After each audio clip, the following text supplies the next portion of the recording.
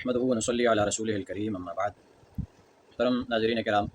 کچھ عرصہ وقفے کے بعد ایک بار پھر آپ حضرات کی خدمت میں حاضر ہیں۔ قربانی کے متعلق چونکہ یہ ایک سنت ابراہیمی اس کو کہا جاتا ہے، تو یہ سنت اس امت پر کب لازم اور فرض اور واجب ہوئی، اس کے متعلق آج تھوڑی سی بات کریں گے۔ علماء اسلام اور علماء کرام کا کہنا ہے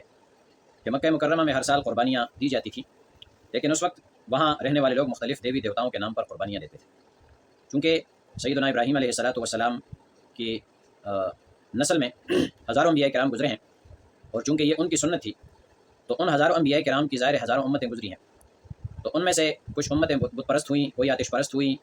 کوئی ستارہ پرست ہوئی، اور کسی نے جو ہے وہ بتوں کو پوجنا شروع کیا، اور کوئی مختلف قسم کے لوگ جو ہے مختلف امتیں بنی۔ تو وہ قربانی تو کرتے تھے اپنے دادا حضرت ابراہیم علیہ السلام کی سنت پر، لیکن اپنے منمانی کے ساتھ اور اپنی اور دیوی دیوتاؤں کے نام پر کیا کرتے تھے، اللہ تبارک و تعالیٰ کے نام پر نہیں کرتے تھے۔ چنانچہ حضور نبی کریم سرکار دو عالم صلی اللہ علیہ وسلم نے اس وقت مکہ مکرمہ میں رہنے کے باوجود اس رسم پر عمل نہیں کیا تھا، اور یہ عمل قربانی کا باقاعدہ طور پر ہجرت کے بعد مدینہ منورہ میں شروع ہوا، نبوت کے تقریباً 13 سال بعد، چونکہ آپ صلی اللہ علیہ وسلم نے مدینہ کی طرف ہجرت نبوت کے 13ویں سال کی تھی۔ اب اسلام کے بہت سے رسم و رواج پیغمبر اسلام صلی اللہ علیہ وسلم کے مدینہ تشریف لانے کے بعد نافذ ہوئے۔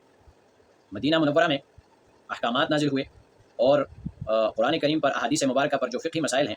ان کا جو ہے نزول مدینہ منورہ میں ہوا۔ چونکہ مکہ مکرمہ کی زندگی میں صرف توحید اور رسالت پر بات ہوتی تھی، اللہ تبارک و تعالیٰ نے حضور صلی اللہ علیہ وسلم کے ذریعے لوگوں کو صرف توحید سمجھایا، اور اپنے من گھڑت دیوی دیوتاؤں سے ہٹا کر جب ان کو خالصتاً اللہ تبارک و تعالیٰ اور پیغمبر کائنات صلی اللہ علیہ وسلم کی ذات بابرکات سے آشنا کیا، تو اس کے بعد جو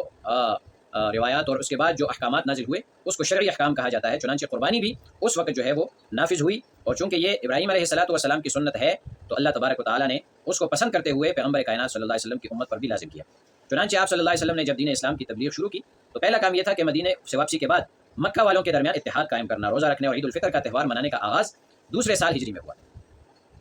نبی اکرم صلی اللہ علیہ وسلم کے ایک صحابی حضرت انس رضی اللہ تعالیٰ عنہ روایت کرتے ہیں کہ مدینہ تشریف لے جانے کے بعد نبی کریم صلی اللہ علیہ وسلم نے دیکھا کہ وہاں کے لوگ ایک سال میں 2 بڑے تہوار مناتے ہیں۔ اس کے بعد ان 2 تہواروں کے طرز پر مسلمانوں کے لیے ایک سال میں 2 مذہبی، سماجی اور قومی تہواروں کا آغاز کیا گیا۔ اب اس کو تہوار کہنا جو ہے وہ ٹھیک نہیں ہے، بلکہ اس کو حکم کہنا وہ زیادہ بہتر ہے، کیونکہ شریعت مطہرہ نے جو چیزیں امت کے لیے جائز اور روا کی ہیں اس کو حکم کہا جاتا ہے، ان کو احکامات کہا جاتا ہے۔ وہ رسم و رواج نہیں ہے، وہ تہوار نہیں ہے، لہٰذا ہم اس کو تہوار نہیں بلکہ اللہ کا حکم کہیں گے، حضور صلی اللہ علیہ وسلم کا طریقہ کہیں گے۔ چنانچہ 2 عیدوں کا جو ہے وہ حکم دیا گیا۔ ان 2 عیدوں میں سے ایک حج کے دوران منائی گئی جسے ہم عید الاضحیٰ کہتے ہیں، اور عنقریب انشاءاللہ العزیز ہفتہ 10 دن کے بعد عید الاضحیٰ وہ امت منائے گی، اور اس میں قربانی کے عمل پر جو ہے قربانی کی سنت پر عمل پیرا ہوگی۔ تاہم اسلام کے پھیلنے کے بعد پہلی قربانی کب اور کیسے کی گئی تو اس بارے میں کوئی صحیح معلومات دستیاب نہیں ہے۔ بعض مورخین کا کہنا ہے کہ مدینہ آنے کے بعد حضرت محمد صلی اللہ علیہ وسلم نے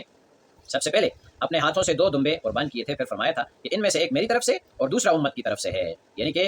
حضور صلی اللہ علیہ وسلم نے امت کو یہ تعلیم دی کہ اپنی طرف سے جب کوئی شخص قربانی کر لے تو اس کے لیے یہ گنجائش بھی موجود ہے کہ وہ کسی اور کی طرف سے بھی قربانی کر سکتا ہے۔ مثال کے طور پر کسی کے والدین فوت ہو گئے تو ان کی طرف سے قربانی کی جا سکتی ہے، اور امت میں یہ روایت برقرار ہے کہ تقریباً تمام اکثر امتی، حضور صلی اللہ علیہ وسلم کے اکثر امتی یہ کوشش کرتے ہیں کہ ایک حصہ وہ اپنے پیغمبر صلی اللہ علیہ وسلم کے لیے قربانی کریں، چونکہ انہوں نے اپنی ساری امت کی طرف سے جو ہے وہ ایک دمبا قربان کیا تھا۔ عائشہ رضی اللہ تعالیٰ عنہ کی روایت میں یہ بات موجود ہے۔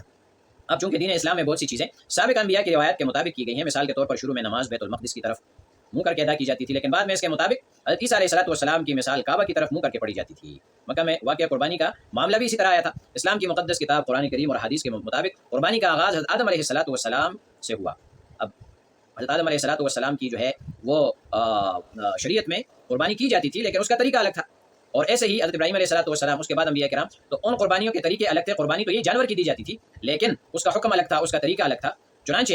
قرآن کریم میں جب یہ حکم آیا تو قرآنی ہدایت کے مطابق سورۃ کوثر میں سورۃ الحج میں جو ہے سورہ کوثر اور سورہ حج میں یہ حکم موجود ہے۔ یہ سورہ کوثر ہجرت سے پہلے مکہ مکرمہ میں نبی کریم صلی اللہ علیہ وسلم کے قیام کے دوران نازل ہوئی تھی، تو یہ خیال کیا جاتا ہے کہ سورہ حج مکہ میں نازل ہوئی تھی، ان دونوں میں قربانی کی ہدایت کی گئی ہے۔ چنانچہ اس سے ظاہر ہوتا ہے کہ قربانی کا معاملہ محمد صلی اللہ علیہ وسلم کے مکہ میں قیام کے دوران ہی سامنے آیا تھا، لیکن اس بارے میں کوئی صحیح شواہد نہیں ہے کہ انہوں نے پہلی قربانی کب کی۔ چنانچہ ترمذی شریف کی حدیث میں عبداللہ ابن عمر رضی اللہ عنہ نے کہا ہے کہ ہجرت کے بعد رسول اللہ صلی اللہ علیہ وسلم نے مدینہ میں 10 سال قیام کرتے ہوئے ہر سال قربانی کی تھی۔ تو اس کا مطلب یہ ہوا کہ قربانی کا حکم تو اگرچہ امت کے لیے فرض مدینہ آنے کے بعد ہوا، لیکن آپ صلی اللہ علیہ وسلم کو چونکہ قرآن کریم نازل ہونے کے بعد ہی